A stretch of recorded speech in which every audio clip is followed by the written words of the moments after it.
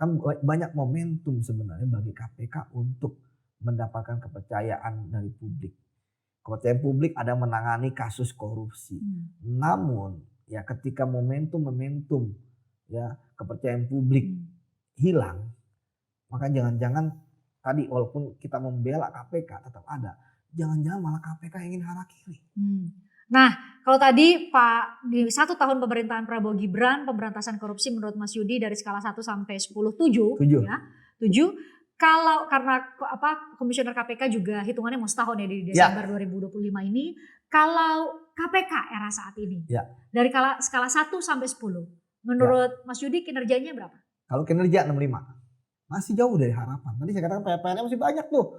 Ya, kayak tadi ada pakem-pakem di masa lalu, ya kan? Walaupun pakem, ya tapi kan ketika berubah orang kan menarik. Pakem penyidikan sudah ada tersangka, pakem mau riset kepala daerah di Jakarta. Ya, pakem ketika ada orang menjadi tersangka kemudian dia praper, begitu dia menang langsung menaikkan ke penyidikan. Ya, pakem-pakem orang yang rumahnya digeledah kemudian diperiksa sebagai saksi.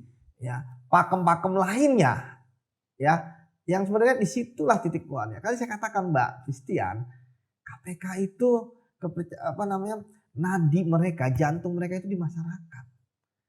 Kalau masyarakat sudah tidak mau, mereka itu tidak bisa mempertahankan diri. Wah seneng, karena kan KPK kenapa KPK akhirnya dilemahkan? Karena kalau dibubarin perlawanan akan semakin banyak. Karena kalau dari politisi yang ingin bubarin KPK, masyarakat akan dibela. Kalau masyarakat sipil bisa. Tapi kalau sekarang sama masyarakat sipil aja jauh. Ya kan? Nah, kemudian kalau masyarakat kita bubarin KPK suara-suara di-grab nih kan. Tadi KPK itu kan dia mudah untuk membubarkan karena dia hanya undang-undang.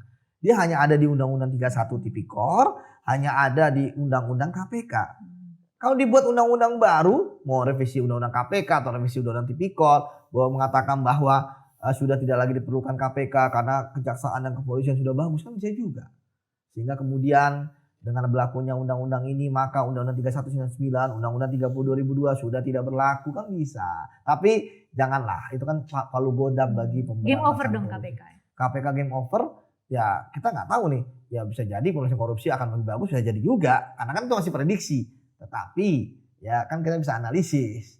Ya saat ini ya seburuk-buruknya pemberantasan korupsi misalnya yang dilakukan oleh KPK, setidaknya bagi saya KPK tetap harus ada, itu yang pertama. Tapi yang kedua, tadi mereka bahas sekarang kan transformasi.